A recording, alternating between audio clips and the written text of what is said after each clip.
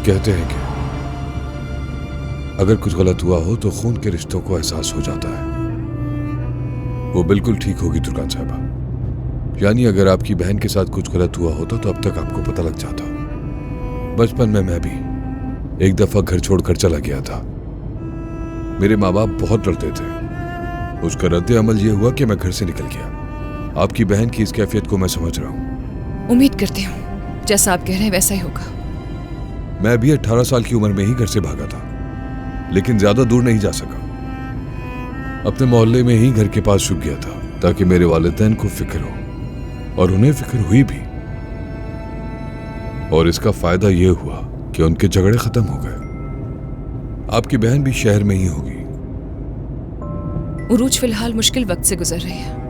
अम्मी की बीमारी की वजह से, मेरे मसाइल की वजह से। उसे यूनिवर्सिटी जाने का बहुत शौक था। उसने एग्जाम भी दिया था, लेकिन कुछ मसाइल की वजह से वो एग्जाम खत्म नहीं कर पाई और उसका दाखिला नहीं हो सका। सब कुछ रुक गया था उसके लिए। बिल्कुल, इसे ही कहते हैं मुसीबतों की जंजीर। एक के बाद एक मुसीबतें आती रहती हैं। हर तूफान एक न एक दिन थम जाता है।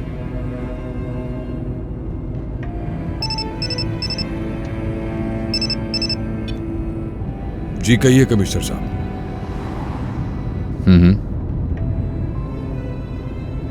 बहुत शुक्रिया आपका। काम जारी रखें।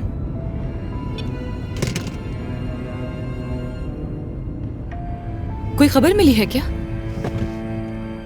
उरूज ने इसके शहर का बस टिकट खरीदा है। शायद वो उसी बस में होगी। क्या कर रही है ये?